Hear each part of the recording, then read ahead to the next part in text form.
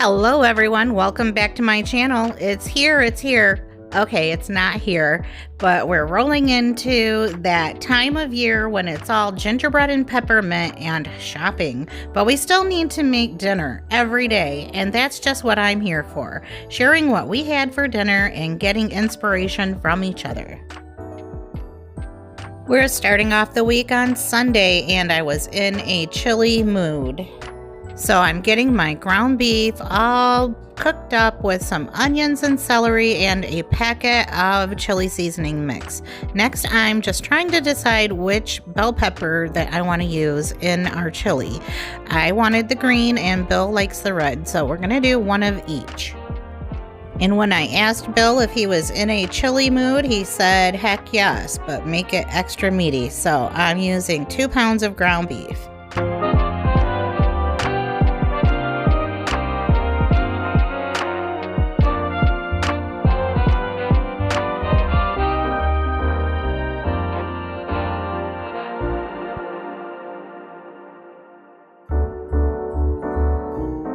This is a really busy time for us right now. We have Thanksgiving right in the middle of the week, and I'm working on a couple of inside house projects.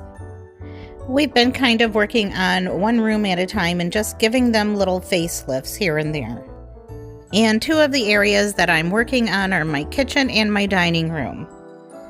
But don't get excited, because these aren't the kind of facelifts where you do major renovations and call in contractors. It's just basically where you take some of your beat up and battered stuff and then just give it a little facelift. And since I love most of the pieces that I already have, I just want to use them instead of replacing. And I just wanted to let you guys know that that's kind of what's happening in my kitchen in case you do see something weird. We're just doing the switcheroo on our dining room and kitchen, so sometimes you'll see me cooking in my dining room, like right now, on a hot plate, because we haven't had the electrical done yet, and I'm kind of in kitchen limbo at this point. But I'm kind of enjoying having 2 kitchens, even though they're both half finished. Anyway, back to this pot of chili. My meat is cooked and drained. I added my onions and celery, my peppers, and cook that in with the meat. I'm now adding another packet of seasoning mix, and I'm going to add 2 cans of water to this as well. I also added a can of diced tomatoes with green chilies, and I'm just doing 1 can of beans. These are the dark red chili beans. My stomach doesn't like beans at all. And Bill can't always handle the tomato sauce, so I left that out as well. And I'm just going to let that simmer while I'm getting some cornbread baked. I'm just using 1 box of Jiffy cornbread mix, and I'm going to mix that up according to the package directions. Since Bill asked me to make the baked corn dish that I made last week without the corn, I assumed that this is what he meant. Just some cornbread with the richness of the sour cream. So I added some sour cream to that as well. The sour cream combined with the sweetness of the Jiffy mix just kind of makes it a really sweet and creamy cornbread. I personally prefer an unsweetened cornbread, but when it's going to be with something like chili, I'm okay with it.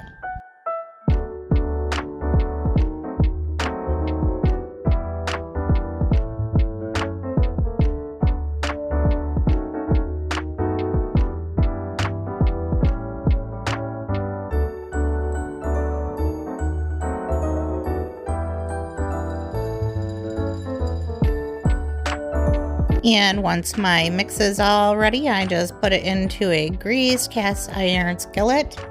This smaller size cast iron skillet fits perfectly into my air fryer toaster oven. Oh, this was so good. And paired up with that chili, it had a really nice flavor. And then here is where I just kind of show you how I eat as a child. Sometimes I just really want hot dogs with my chili. And so I'm just mixing in my sour cream and some cheese. And then I just chopped up my hot dog and put that right in the bowl as well. I mean, chili and dogs go together, right? And so then to even go a little step further, I decided to put my cornbread right in. So then it was kind of like, chili cheese corn dogs. This is just how I made my bowl. I didn't serve it up to everyone like this. I mean, you can do what you want at my house. If you want to have a chili cheese corn dog in a bowl like I am, go for it.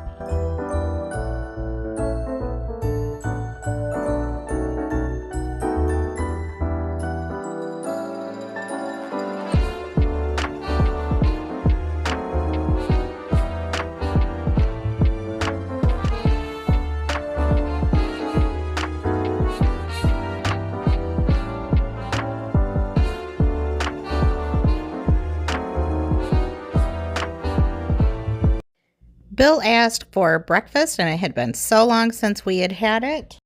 We had some Texas toast left over, and since that is something I rarely ever do, I decided to use it to make some French toast. And even though we wanted bacon, we had sausage on hand, so that's what we're having.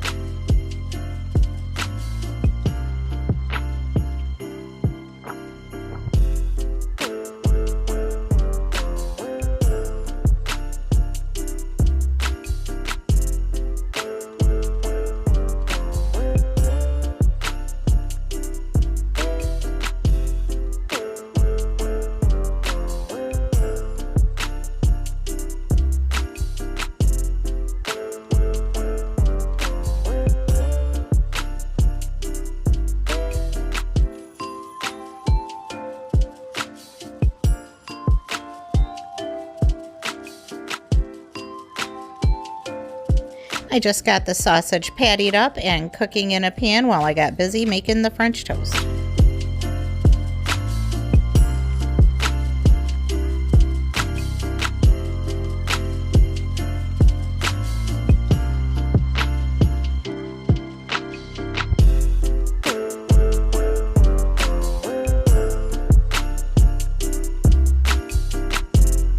In my bowl, I have about a half a cup of half and half, and I'm going to add in 6 eggs. I'm making a lot of French toast. I figured why not? While I'm at it, I can just make up the remainder of that Texas toast, and any leftovers can go into the freezer for easy grab-and-go breakfast throughout the week. And next to my bowl, I have a jar of cinnamon, and I'm just going to add that into my egg and milk mixture as I feel it needs it. I just add more when it disappears because, your cinnamon will float on top of your milk, so then the bread absorbs it. And so every now and then you just have to add a little bit more. So I just keep it on standby.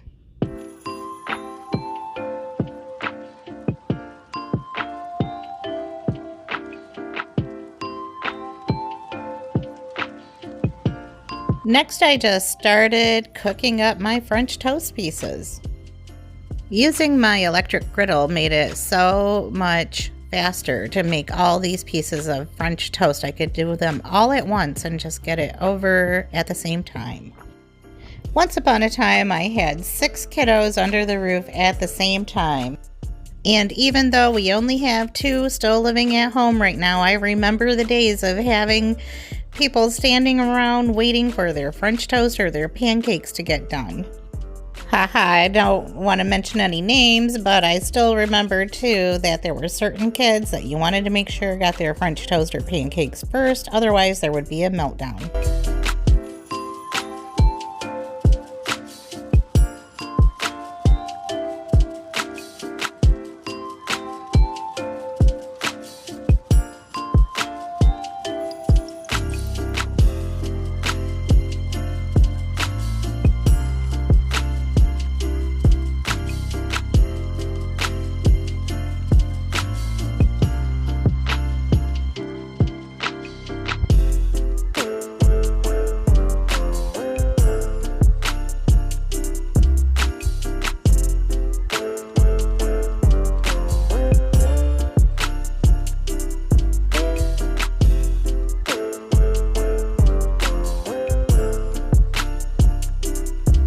just a matter of minutes, our breakfast for dinner was ready, and of course we just had to pour some syrup on everything.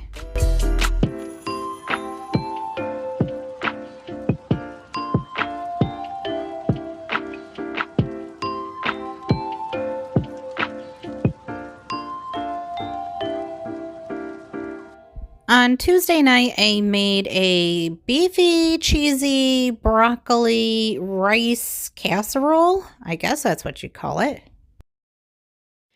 Woo, that's what happens when you're just making things up on the fly. So to get started, I just browned up my ground beef right in my roasting pan on the stovetop. And then once it was all browned and drained, I added a can of cream of chicken soup and just mixed that in.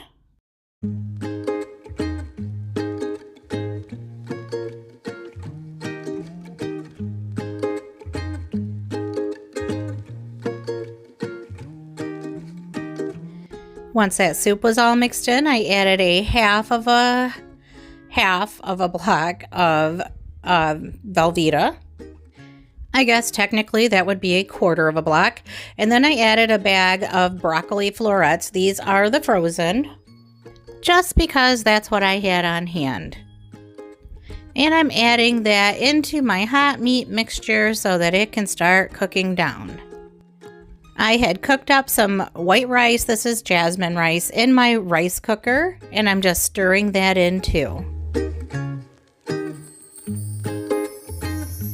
Next, I added some milk just to give that soup something to mix up with and make a nice sauce, and that cheese will have something to melt into, and it won't be a big, thick, gloopy mess.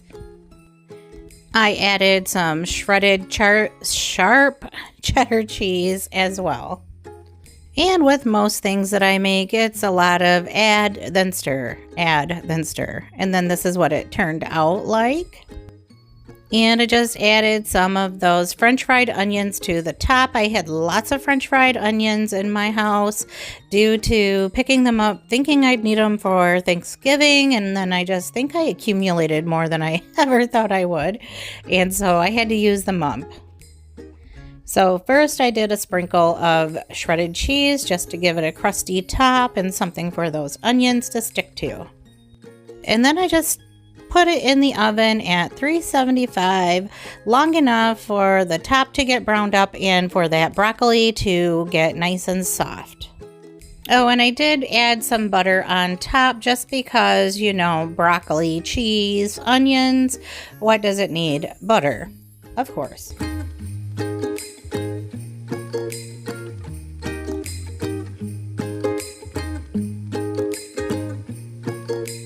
And here's what this beefy, cheesy, broccoli, whatever it's called, casserole looked like when it came out of the oven. It was so comforting and cheesy and buttery and just plain good.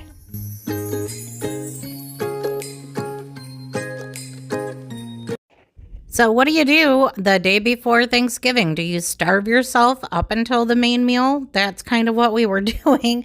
But no, we really had to go grocery shopping the night before Thanksgiving. It was just a fend for yourself day. There was so much to do, and we were just trying to keep it simple and easy and not make a whole lot of food when we knew we were going to be cooking a lot the next day.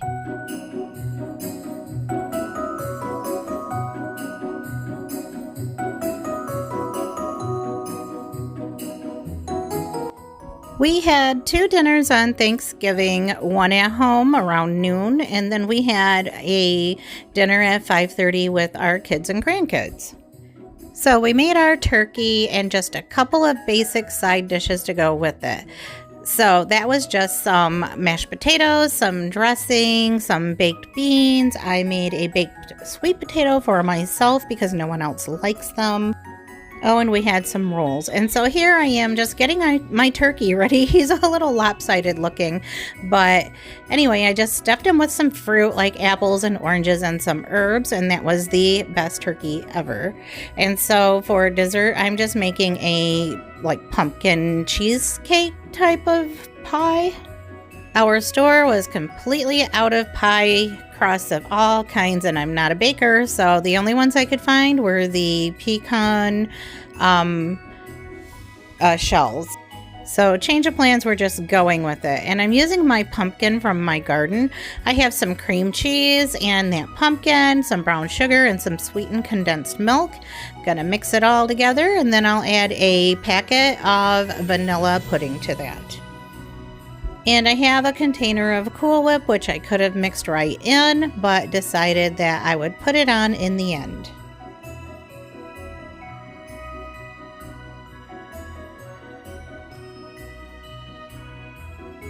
And I just let the 2 pies sit in the fridge until they were set, and that was it for those. And here is a glimpse at how our plates at home turned out, and at our family get together, I forgot to even take any videos. The day after Thanksgiving, we had 7 of our grandkids come over and spend the night, so thankfully there is a Little Caesars down the street.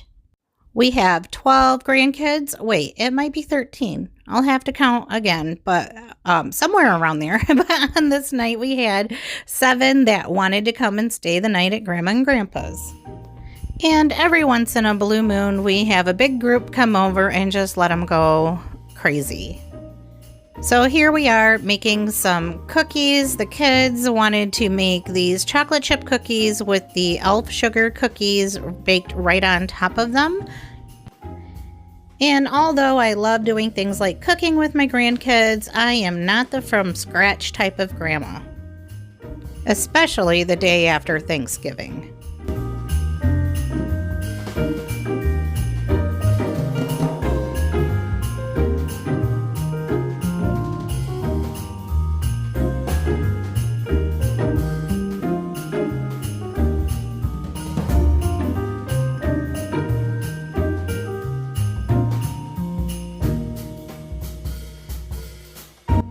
We had so much fun making cookies and just being around the table together. I hope that they remember this for many, many years, and those cookies turned out delicious. The next day was Saturday, and it was time for the little ones to go home, and it was a day of football in our house. So I am getting some meatballs and some little weenies assembled in my crock pot, and I am just taking some foil and making a little divider. Although they were just going to be cooked in barbecue sauce, I just wanted to make a little well for the meatballs to be on one side and the weenies to be on the other so that they didn't get all mixed up together.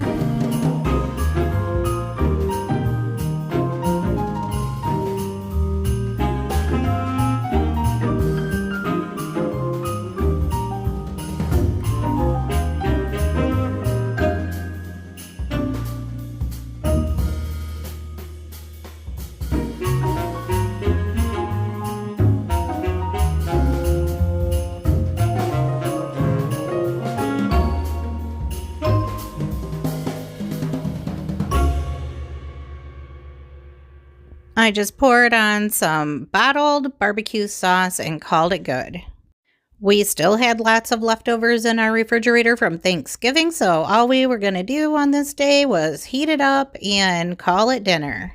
We were all pretty whooped from having so many kids over, and then all the cleanup that came afterward. It was the perfect ending to a busy, busy, busy week. And 4 hours later, dinner's ready.